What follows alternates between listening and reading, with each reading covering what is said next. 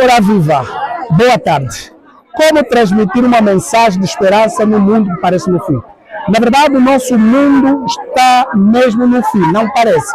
E de facto, a Bíblia apresenta uma pessoa sendo a esperança para qualquer situação, e essa pessoa chama-se Jesus.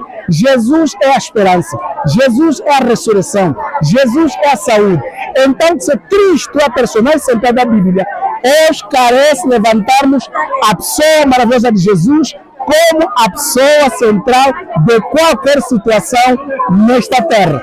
Por isso, como evangelistas, como pregadores, temos que levantar Cristo Jesus, a esperança deste mundo. E todos aqueles que se apegar, todos aqueles que aceitar, não importa a circunstância ou a dificuldade, Cristo é o centro de tudo e Ele dará suporte para ultrapassar qualquer situação.